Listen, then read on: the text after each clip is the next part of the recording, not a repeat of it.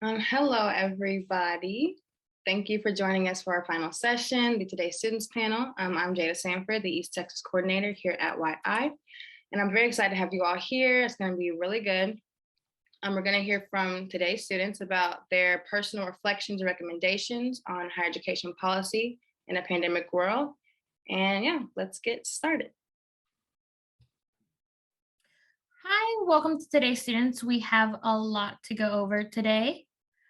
On the agenda, we have group introductions, who today's students are, what the impact of the pandemic on today's students is, what the misconnections between today's students' needs and state's policy are, what policies can promote student achievement, and what you want policymakers and advocates to know about you as a student today.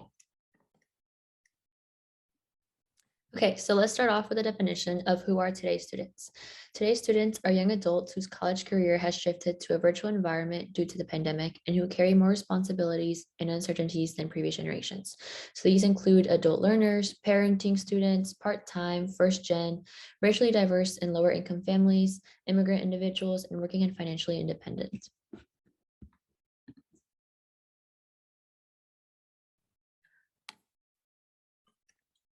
I'll start into introductions and y'all in the audience can introduce yourselves in the chat. My name is Andy. My pronouns are she, her, ella. I am a political science major at the University of Houston.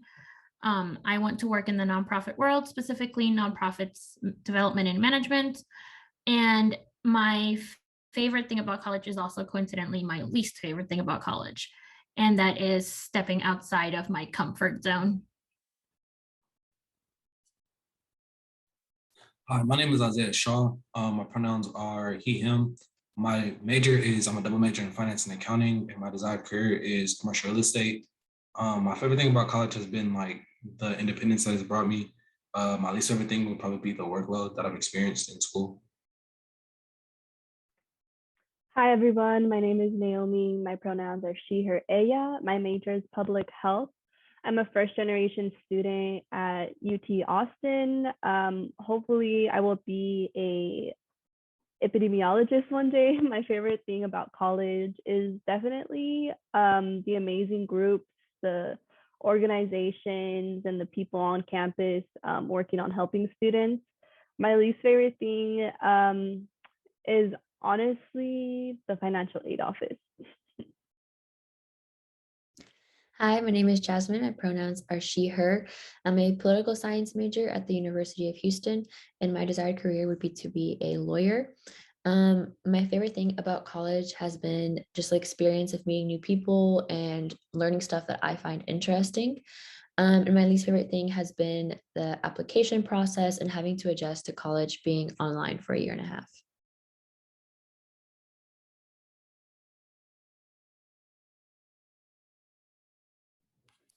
Okay, so on to the next slide, Isaiah.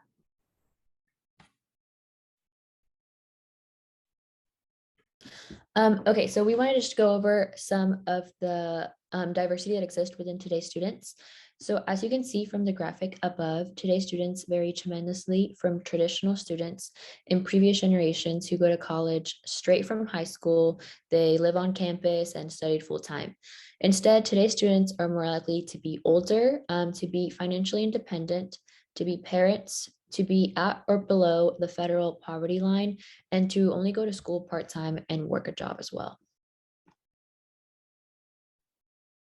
All right, so for the graphic right here, we just wanted to show the impact of the pandemic on today's students. The graphic was pulled from Best Colleges, and it basically shows a survey of the pandemic conditions on current students. During the pandemic, students have experienced higher rates of anxiety and depression, as well as financial instability. In 2021, about 54% of students said that they experienced increased anxiety and depression from the pandemic. Nearly half of students said that they felt isolated during lockdown. And on top of all of this, the pandemic also took a toll on people's mental and physical health. 40% of people slept less, they worked out less, they ate worse, and a third of people said that they felt hopeless or lonely during the pandemic.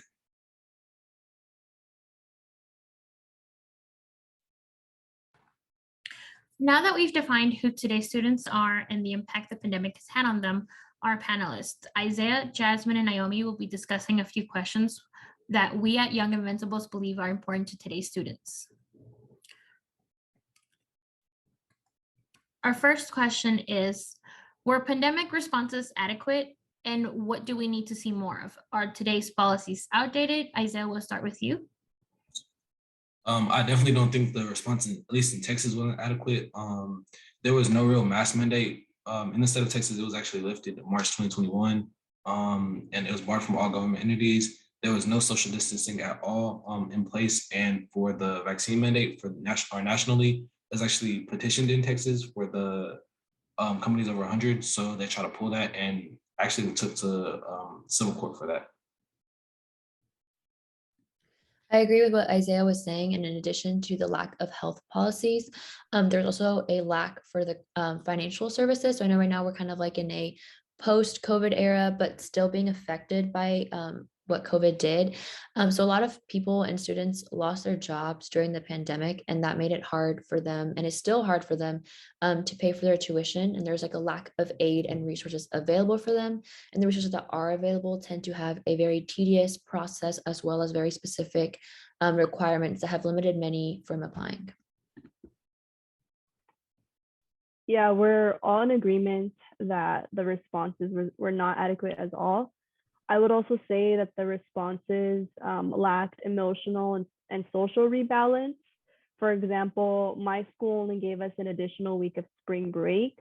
That is not enough time to figure out that like the dorms are kicking us out, that maybe our parents, our guardians and family and ourselves lost our jobs. And now we have to worry about where are we going to get the finances to pay for our bills and also to support our families. But also a lot of us got COVID or know people or live with people who got COVID. A week is not enough time to recover from the negative side effects, as well as the social response of like, wow, I'm really sad, I'm really depressed, I can't focus on school, on work, on anything, because a lot of people are suffering and we're not receiving the assistance from the government that we need. Honestly, it's not so surprising, and I'm so glad that y'all all made great points. It's Texas, so we have to deal with what we got. This actually ties into our next question, which is, has distance learning made education easier or more difficult for today's students? I think it really just depends on the individual. I know distance learning has made it more flexible for people to access their education. They can, do their work schedule, attend to family needs, while also doing school at the same time from the comfort of their own home. But I also know, at least me personally, it was very hard for me to learn during distance learning. I can't learn online. So that lack of in-person learning really did affect me in my education. So I think really there's not a yes or no answer. It just depends on the individual and whatever fits them best. Yeah, I also learn best in person. I also think that as students and professors, we benefit from an in-person relationship, whether it be discussing grades, whether it be discussing assignments and what we're learning in that class. My learning style did not benefit from learning through a screen, but having to see all my classes through a screen, do all my homework through a screen, all the research through a screen, you get to a point where you're brain dead. But overall, a distance learning, in my opinion, I feel like it never benefited those who never benefited from the previous education system. So before the pandemic even started, anyone else who was like not benefiting from the current education system, whether it be due to transportation, due to some disconnect between their culture or social barriers, the pandemic increased that type of lack of benefit. Yes, it does have its pros and cons, because some of us can pay more attention to maybe our nutrition and to our home wellness, because we can take our classes from home instead of taking up time to like going on campus, like jumping around to all of our classes. But I definitely feel that a lot of students like myself suffered. Yeah, I definitely agree with what Jasmine said. It definitely made it more accessible for me. But personally, I actually benefited from distance learning. For myself, like I always had a hard time struggling, like paying attention in class and like going to class. So the trade-off for like learning the material for myself and having the information available to me, like Zoom recordings have been a blessing. Like I can learn literally whenever I want to, whenever I have like the urge to go like revisit the material, I can go check in with what it was. But the trade-off for that has been my attendance has actually suffered in class, like doing the work and going to class has suffered, but my grades have definitely improved in distance learning. I agree with all of y'all. Distance learning has both pros and cons, and so this will tie into our next question, which is how have pandemic conditions affected tuition for students? Naomi? I would say just based on my peers and what I saw here, like at my campus, a lot of students, their financial security was affected. So they might have to outweigh the outcomes, like, should I drop out of school so I can focus on taking on a second job? Should I drop hours and become a part-time student or just take maybe like 1 or 2 classes? That can be beneficial for your mental health, but it could also delay the timestamp you had originally thought you were going to graduate by. So if you're delaying your graduation, you might have to like try to reach out to get more financial aid or take more loans out. Or if you're living through like a timestamp and you have to get a job by a certain date, or you might just have to drop out of college. I definitely know a lot of people who had to do this as well. And their opportunities and their chances to come back to school because they're still financially struggling may not allow them to ever come back to school. So I definitely do think that there has been a decline in enrollment in school overall. And I think in the future, there'll be elevated levels of financial hardship, and that could mean an increase in borrowing needs for students. I definitely agree with what you had to say, Naomi. Like the affordability and the financial instability from the pandemic has definitely affected tuition. But being a finance major, we talk about the economic impact of the pandemic all the time. 2021 and 2022 were actually the first years in like 60 plus years that tuition hasn't increased. The pandemic definitely stalled the economy, and one thing that it made like universities do was take a look at where they were spending funds at. So like expansion has really like declined because of the pandemic, and they have to find the ways to bring the students that they lost due to financial instability or even like distance learning back on campus, because that is where they make the majority of their money. So I think tuition will have to definitely be restructured after like post-pandemic. So as my fellow panelists have discussed, and we have already discussed in this presentation so far, today's students wear many hats. They are employees, they are parents, they are first generation, and among many other things. So due to the pandemic, many of today's students lost their jobs, and this made it challenging for them to pay for tuition, for housing, for food. It's kind of hard to focus on your education when you don't know when your next meal is going to come from, if you're going to have a place to stay. So this created yet another distinct difference in the journey for today's students in comparison to other years, and an additional barrier that they're going to have to overcome. Being a student in today's college is so hard. This will tie into our next question, which is, what do you know about the types of financial aid available and how it's calculated? Isaiah? Just to start us off, I know that it's a couple of different types of financial aid. I know grants, scholarships, loans, work studies, and federal aid are the most common resources used by students. Almost all of this aid is based on like family income. Your parents' financials are used until you're about 24, regardless if they contribute to your school or not. I know the changes that they basically have to like, you have to go through some court documents to basically emancipate it from your parents. But all of that basically just ties into like any security structure on how you apply for financial aid. I agree with Isaiah. I know that financial aid is based off of family income, which can be problematic because not all families are able or want to contribute to the individual's tuition. In addition to that, I also know that the most common one is FAFSA is what's typically used, but I also know that there's TAFSA, which is available for individuals who may be Texas residents, but not US citizens.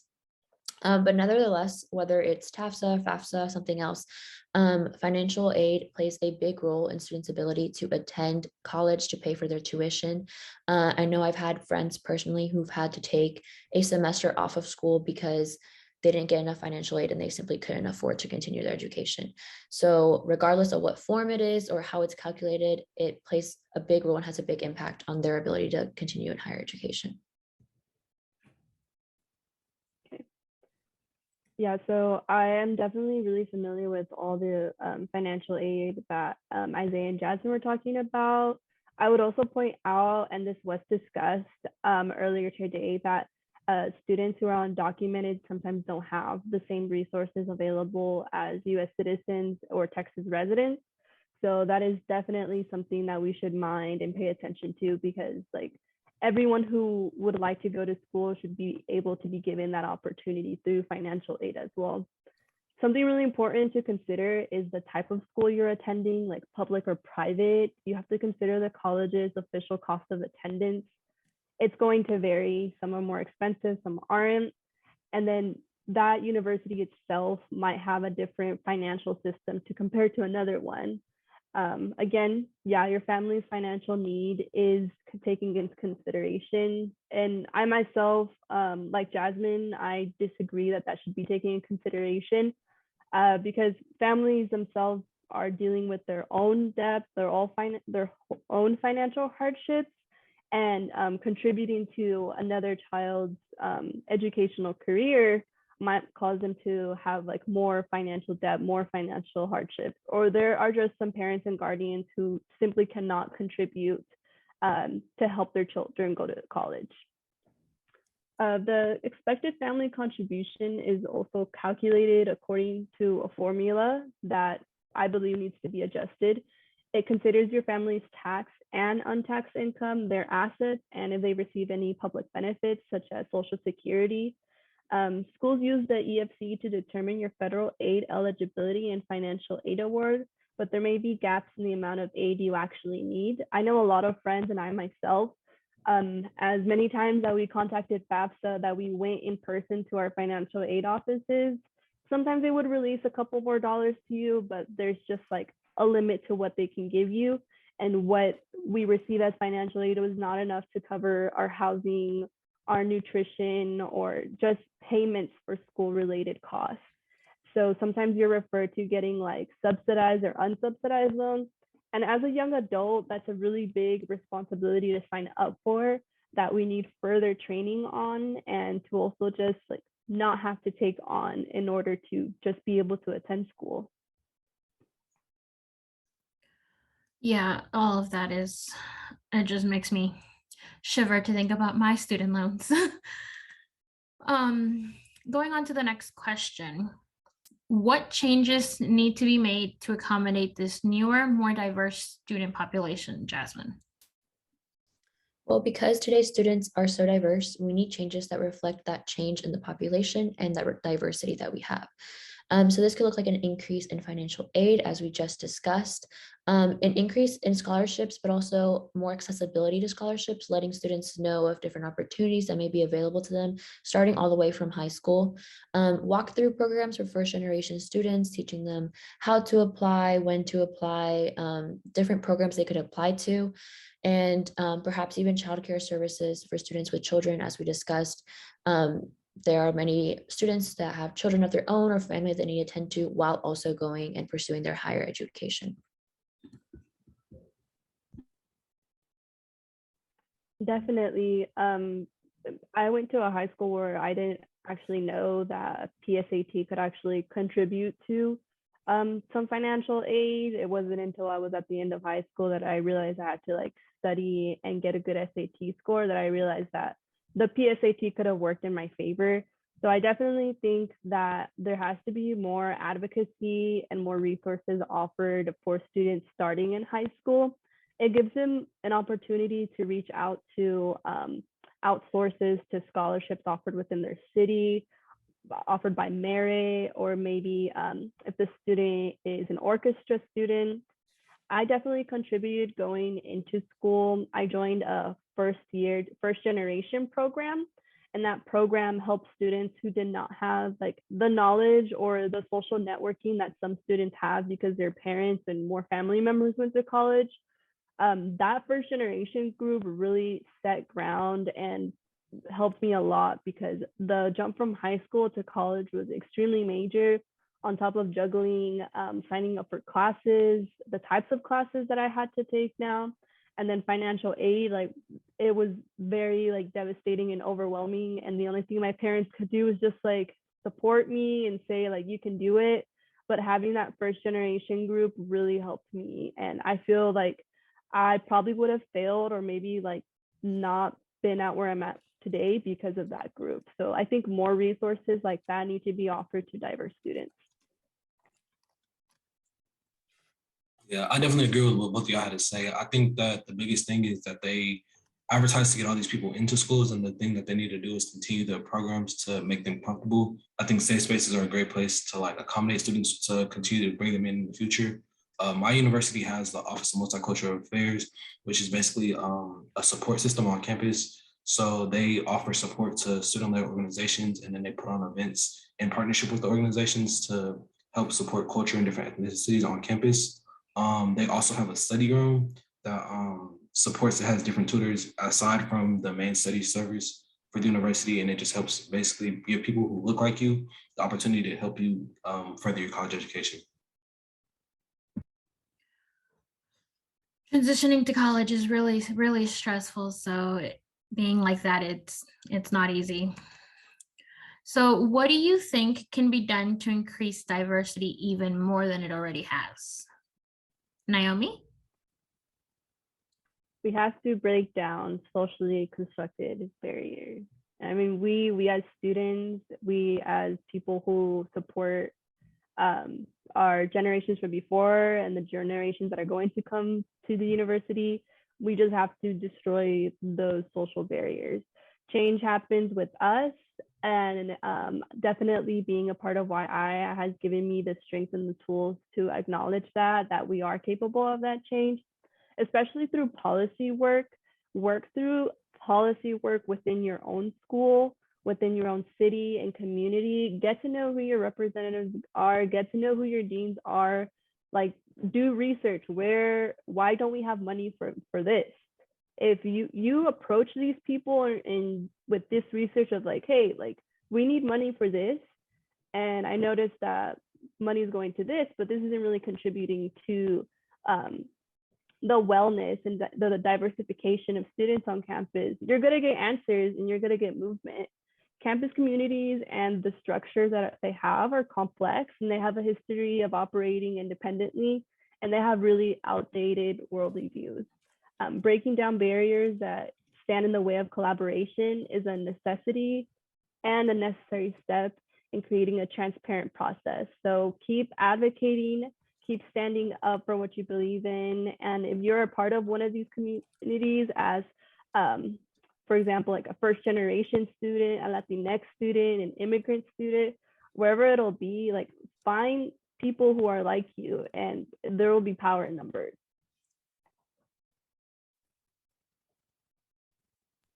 I definitely agree with what you had to say, Naomi. I think that advertising and advocating for the voices, like when they're already on the college campus that are underrepresented, I think that's the first step that they need to take. I think that people who like can't afford an education or think that they can't afford an education, they need to know what resources are made available to them. I definitely know from my school, the scholarships are very scarce, and like what they can do outside of the STEM program, there's not really a lot of opportunity. I think that just giving those people those resources and then encouraging them and showing them how to get those is definitely a great way to bring more people in and bring a more diverse like pool of like applicants into your school. I agree. I think it's long overdue for higher education to reflect the diversity that exists in this country. And I believe this can be done by creating more open and inclusive spaces for people of different backgrounds, providing adequate financial resources, reaching out to different communities, typically those that are underserved or just not represented in higher education, even facilitating the application process to enter university. I know for me personally, the application process was something that was very challenging. I didn't know what I was doing. My parents didn't know what they were doing either. They couldn't help me. So having to figure that out and then having to get money for all these application fees, taking my SATs, ACTs, knowing the difference between the two and how to study, it was very overwhelming. And I'm sure I'm not the only student that went through that. So providing these services to facilitate the application process, let students know what services they have available, creating maybe like walkthrough programs to help them not just enroll in university, but then guiding them once they're actually there so they can continue their education. Providing counseling and advising, whether that's on an academic level or just a mental health, kind of check in, making sure that they're doing good with all the stress and the change that is, going from high school to higher ed. Being flexible about different situations. We had a global pandemic happen. So just kind of allowing students to adjust. Like Naomi said earlier, we were basically given a week to adapt to an entire new lifestyle, a new form of learning, a new form of doing everything, while also living with the fear of, getting COVID, what that means for our family, etc. So just being flexible about not just COVID, but situations that will arise in the future. And lastly, and I think most importantly, creating policy changes that reflect what we want to see in higher ed. I feel like y'all have been hitting all the right points. So this ties into our next question, and it is, how will this new group of diverse students and graduates impact the future of higher education and the workforce? Isaiah, what do you think? I definitely think that like the conditions that we went through for the pandemic will definitely change how like schools and or how classrooms and like the workplace actually looks going forward. I think knowing that you can like get your education online or even work remotely, I think that definitely changes people's motivation to go in person to do a lot of things. So I think that like schools are gonna have to adapt to that. They're gonna have to put more technology in place in classrooms to accommodate those students. There's going to be less people in the workplace, and then when people do go to the workplace, they have to do it, and they have to incentivize people to come in. So like you're going to have to offer people more. You're going to have to offer more benefits. There's going to have to be like more creative spaces and like things that allow more flexibility in the schedules. So I think the biggest thing that they need to work on, like going forward, is going to be the flexibility of people's schedules, the adaptability to like new conditions coming forward, because we don't know what the future holds, and we don't know if like we're going to have to go back online anytime in the future. So I think giving people the tools that they need to continue the work and to continue like creating successful ventures going forward is the biggest thing. I believe this new diverse group of students and graduates will impact the higher education and workforce by providing representation.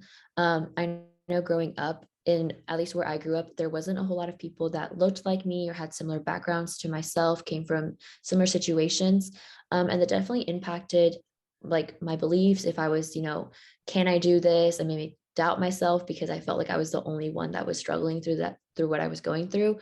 So if we have more diverse students and graduates entering higher education in the workforce, then we have that representation. So younger generations could look up to them and be like, you know what, I can do whatever I want to do. I have the ability.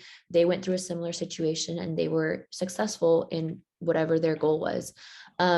And this will help, of course, encourage underrepresented communities, not just in higher education, but in the workforce as well.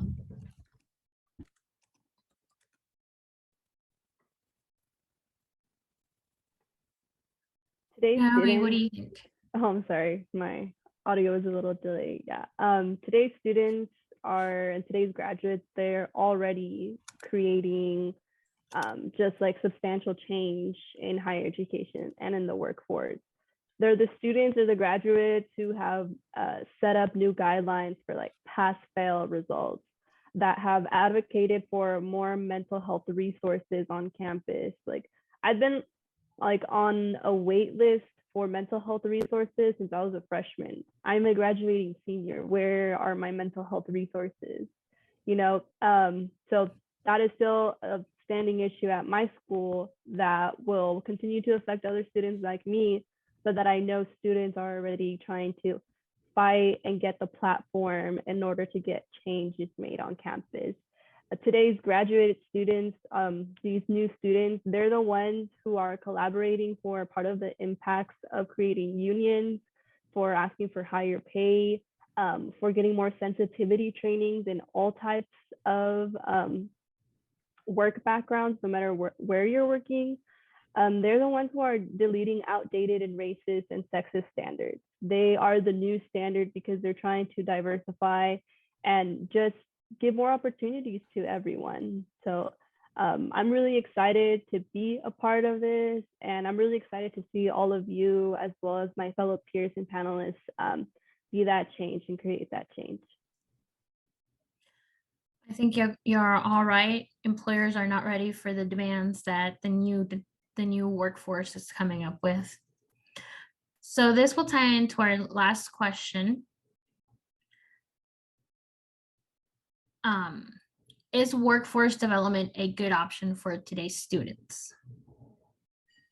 I believe that workforce development programs can definitely help today's students learn essential skills, and these skills are often required or highly desired by employers. This could give them an advantage once they complete their education and head into the workforce, helping them in what is already a pretty competitive market. And as we saw in the previous session, workforce development can also be an alternative option. It provides substantial resources. It can help people, make a living off of the skills that they learn from workforce development. And I know it's not something that's often advocated or pushed or marketed, whatever you want to say, but it definitely needs to be because it provides great opportunities for multiple people. Yeah, most hiring employers, they're not just looking for your degree or some sort of type of educational qualification. They're looking at your skills. That will definitely elevate your resume.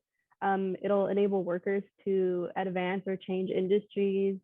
And it'll also, to my knowledge, reduce income inequality, but also support innovation. So like strategies to improve an individual's potential. I think the workforce is still an important learning place, not just after you receive your degree, especially if you're specializing in something specifically. And whenever you are ready to move on to the next job or to get a promotion, it'll really benefit that individual as well as the community that that individual serves. Yeah, I definitely think it's a great option because no matter what field you're going into, there's at least some disconnect and experience between real world application and what you learn in school. Like for me personally, there's a couple certifications that I need to go into financial advising, like the CPA, the CFA, and then my Series 6 licensing to like sell insurance and bonds and stuff like that. Those programs by themselves are like $12,000, and I've actually looked into some internships that offer support for those that would allow me to take the test for free. But without those certifications, I wouldn't even be able to go into my desired field or like help people in the types of planning that I would want to. So for those things, I definitely think that like schools should tell people that they need to take them and then offer support in going through those. That was a lot of money. That sounds like a lot of money. Jesus. Okay. So that was all for the panel questions. That was a lot of information and many good points. Now Naomi will be going over the policy recommendations that we have come up with. Okay, thank you so much, Andy. So I'm just going to review just a short summarization of policy recommendations we would like to give. So we would have to think about like what policies are going to promote student achievement. Students will achieve their goals of graduating to fulfilling anything they want to in school if we are improving their nutrition, their housing, their childcare, their wellness. And now, as we know, due to the pandemic, virtual learning, and this includes internet access. So something that right now that does give us that internet access would be the current program called the Affordable Connectivity Program. It's a government program run by the Federal Communications Commission, and it currently helps helps low household incomes pay for internet services as well as other type of electronics. It's very regular to see students on campus and in class always with a laptop. And now that we're taking our classes on a laptop, We see this as a commodity that not a lot of people have. So I would really push for this policy specifically. And speaking about policies, I would also focus on nutrition. Nutrition is very important because it might be the first time a lot of us leave the household and we might not know how to cook, if we have any nutrition imbalance, like how to feed ourselves properly and where to get that from. So I would really push for FAFSA to determine student housing costs, because the financial aid covers housing, but it has its limits, such as for food. And to also create an extension for SNAP, food stamps, as we know, or there's also WIC, which is for new parents, so that they could get the food that they need for themselves and for the children. I would honestly try to advocate and try to even get some WIC and SNAP workshops on campus. That would be so beneficial for students who are dealing with food insecurity on campus. I would also like to point out mental health care and then childcare. Not all campuses offer childcare services, so that might cause the student not to go to class because there's no one to take care of their children.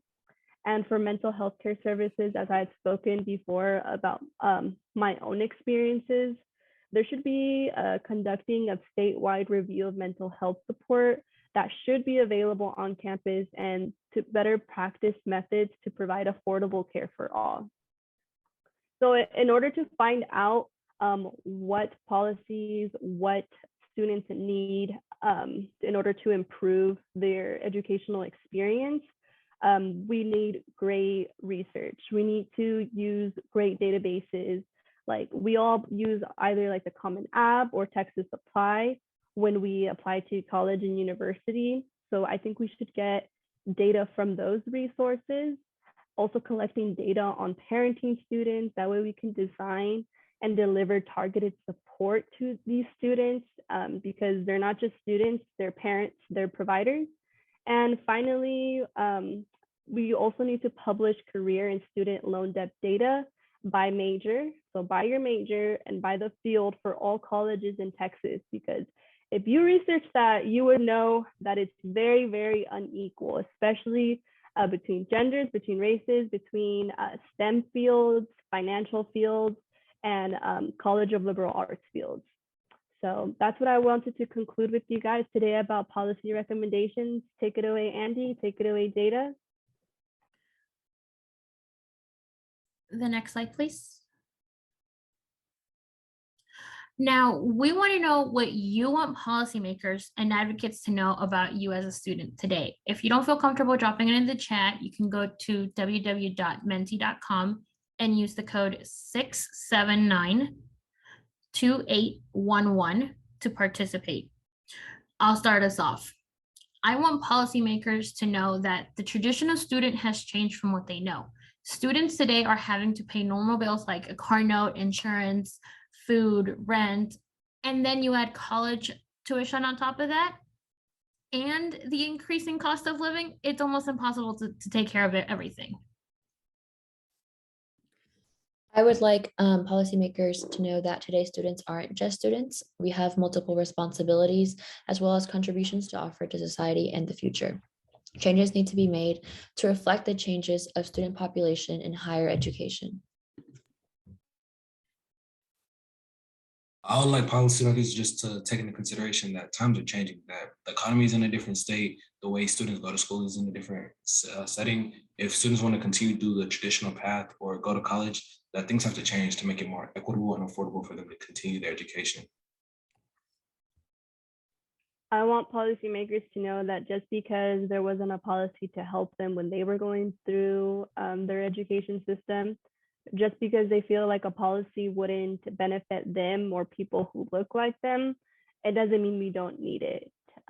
Policymakers need to step down from their platform and realize who they're serving, not just themselves or to their benefits of their own political beliefs, but to people who have a natural right to just human rights, to education, to healthcare, to things like that.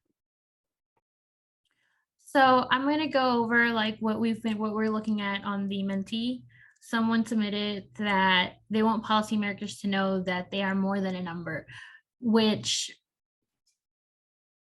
you look at all this data and you forget that there are real people behind these numbers. You forget that these situations are happening to real people. Another one submitted, mental health is real and an increasing problem, and they need to sort out the workload and financial problems which students are facing. They need to work on this issue before it's too late. Very true.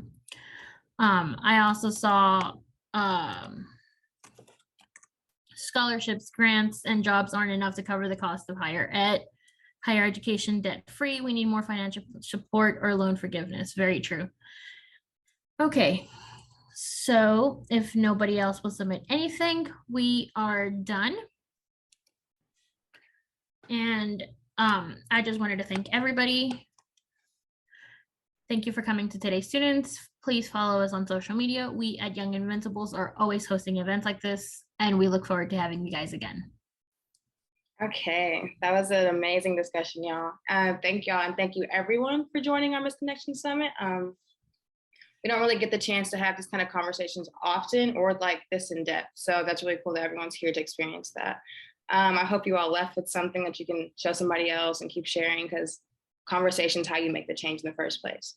So if you have any questions or want to reach out, I'll drop the email in the chat. And then the event that everyone's waiting for is tonight, Youth Power Hour. It will start at 6 p.m. at Central District Brewing, my fault, at 417 Red River Street. And I cannot wait to see everybody there. Thank y'all.